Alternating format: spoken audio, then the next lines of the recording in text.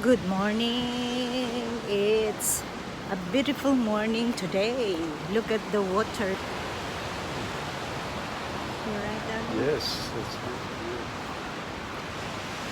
Today, we're gonna walk. Pupunta tayo dun sa kabilang side. Yesterday, nagpunta tayo dun sa kabila. So, itong lugar na ito sa kanan, makikita mo may mga sasakyan. Pero yan yung caravan na nakatira sila dyan, pansamantala, just to have holiday. Yan yung place dyan. Ayan, ang ganda ng pathway. Talagang mag-i-enjoy ka sa paglalakad. Paglalakad na ito, meron ding access papunta sa beach. Kaya pwede kang mag-detour. Siguro merong 4 o 5 access going to the beach. Kaya pag halimbawang pagod ka na sa paglalakad, pwede kang mag-detour dyan. Pumunta ka lang dyan sa may beach na yan at mag-swim ka. Enjoy!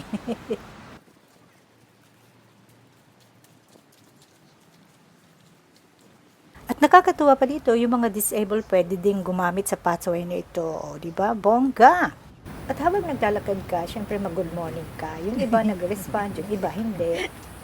Bumati kami ng good morning, pero hindi siya nag-good morning. Ano ba yan?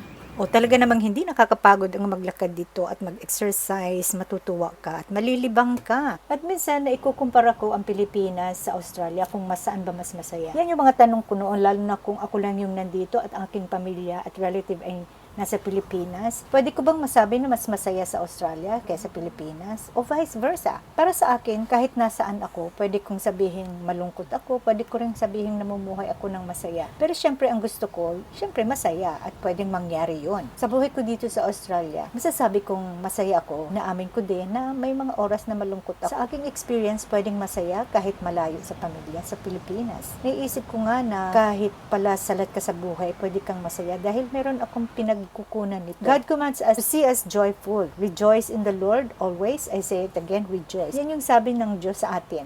Totoong mangyayari to dahil siya lang ang nagbibigay ng totoong kasiyahan sa lahat ng oras. Kasi utos niya na dapat tayong maging masaya. Maraming mga bagay o dahilan na pwedeng malungkot, pero mas madami ring dahilan para tayo ay maging masaya. Tandaan natin, kahit mayaman ang tao at maraming pera, sila pa rin yung malungkot at walang peace of mind. Pero sabi ko nga, kahit tayo ay hindi mayaman, pwede tayong masaya at kahit nasaan tayo, napapagtagumpayan natin ang homesickness. Dahil maraming ginagawa ang Diyos para tayo ay hindi malugmok sa kalungkutan. Kung hindi natin ito napapansin, maaaring iba ang kahulugan ng pagiging masaya natin. Sigurado ako, yung utos niya na maging masaya, siya mismo ang nagpapasaya sa atin kahit nasaan tayo. May kasabihan nga, home is where your heart is. Ang version ko naman is home is where the Lord is. Kung ang puso natin ay tahanan ni Jesus, kahit nasaan tayo, we feel at home at magiging masaya tayo sa lahat ng oras.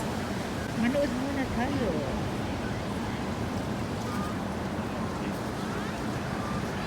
It's nice.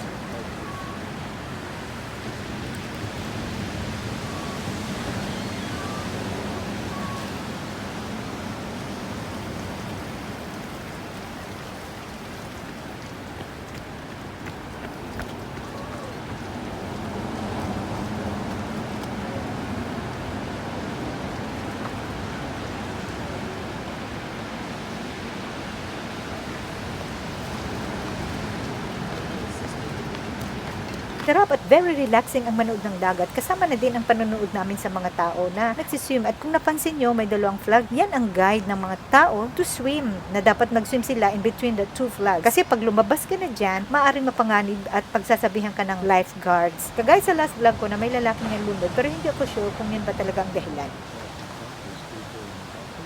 At habang kami ay nanonood, nag-explain si Lord kung anong klaseng wave yung napapanood namin, nakikita namin. Ito yung tinatawag na dumpster. Kung napapansin nyo, yung alon, very solid siya na mataas, tapos biglang babagsak, na parang umiikot siya. Ayan, tingnan nyo. Yan. Yan yung sinatawag na dumpster na pwedeng makabali ng buto ng tao. Pwede yung spinal cord mo, pwede yung binti mo. Kaya ingat na ingat ang tao sa paglapit sa mga alon na yan. Kaya yan ang klase ng delikadong alon.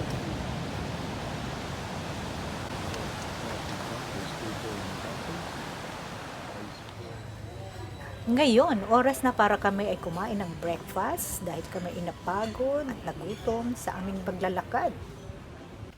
Balik kami sa unit para maligo at mag-prepare ng breakfast o ng lunch. Kasi mamamasyal kami ulit. So, ito na yung baon namin. Tinapay na may peanut butter, prutas, yan, banana, rock melon at saka strawberry plus water. So, okay na yan sa amin. It's 11:55 na dito. Sa Pilipinas is 9:55. Kaya kanina pa kami nagtatrabaho o bang gising at kung ano-ano na yung aming nagagawa. So, meron din ditong fish and chips shop. Yun. Dito pala tayo magpa-park. Maghahanap tayo ng parking para maka-stay tayo sa isang lugar at mag-snack. Mukhang mahirap. Kahit hindi bakasyon, ang hirap maghanap dito ng parking space. Kaya sige lang, maghintay kung sino yung aalis. Ay, nakahanap na kami ng na parkingan. Doon tayo sa malaking puno. Ayan ang malaking puno. Diyan tayo magstay. Ewan ko lang. Dapat nagdala talaga kami ng ng silya at para manood lang. Nakalimutan namin.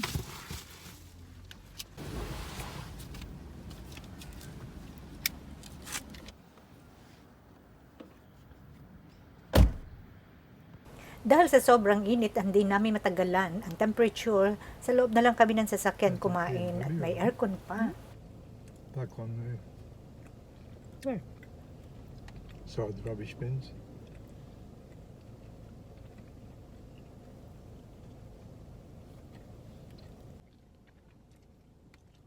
Yung ganyang food, okay na po sa amin yan. Busog na kami yan. So, tipid-tipid na rin. So, isa pa bumili ng pagkain sa labas. So, ito, nagbaon na lang kami.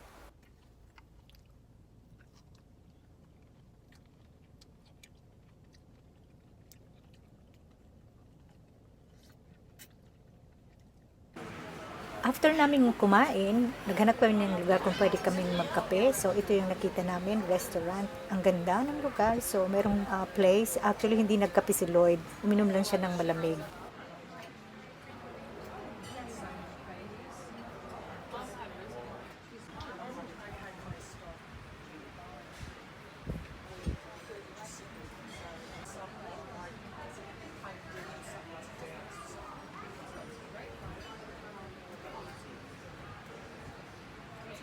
Meron swimming pool dito. Maraming mga retirees ang nagsaswim. Kaya meron din indoor swimming pool. Sarap ng buhay nila, no? Balik na kami sa kasakyan. Nakakatuwa naman yung pinuntahan naming lugar. May table kami kahit hindi kami nag-reserve. Ang ganda ng view. Pabalik na kami sa unit para magpahinga lang. Then later on, we will watch sunset. So sama-sama tayo mag-watch ng sunset. Ito na kami ngayon sa lugar kung saan nandito kami lunchtime. So we're watching sunset now. Kailangan pa ng 45 minutes or 40 minutes to watch the sunset. So yan ang itsura ng sunset pa ngayon. Medyo mataas pa siya. Mukhang hindi natin makikita ang sunset dahil maulap siya. So, but it's good to have this kind of view. Yan na yung sunset. Todo na yan. So, we'll just watch. That's about as good as you'll get. Huh? That's about as good as you'll get. Yeah.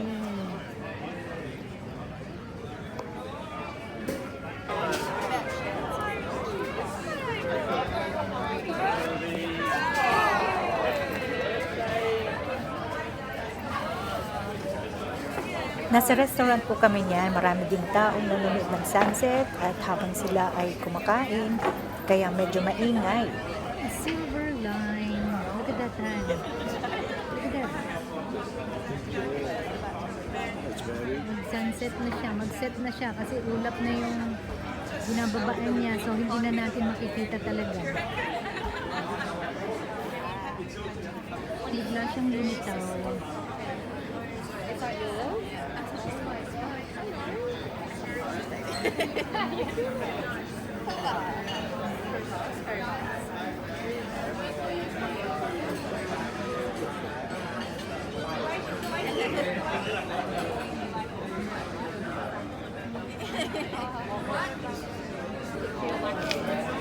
Then,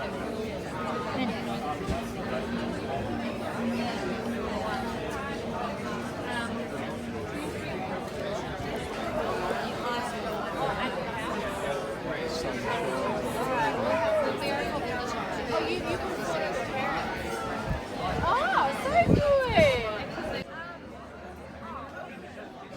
You're playing time, yeah.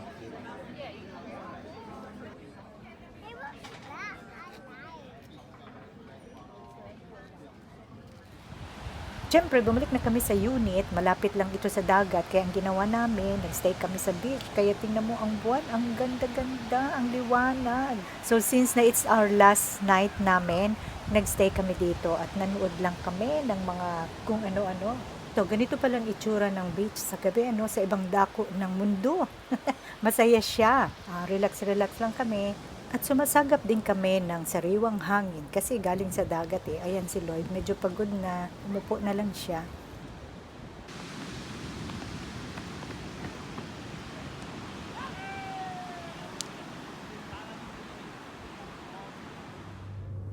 It's time to go home. So, masasabi namin nag-enjoy kami kasi kahit naman nasaan is talagang nag-enjoy kami. Basta makalabas lang kami, makakita lang kami ng dagat. Okay na, it's a bonus. So, hindi na namin napuntahan yung ibang lugar na plano namin puntahan dahil kinulang nga kami sa oras. Pwede naman kami makabalik dito. So, thank you po for watching and sana nag-enjoy kayo. God bless you all. Bye-bye!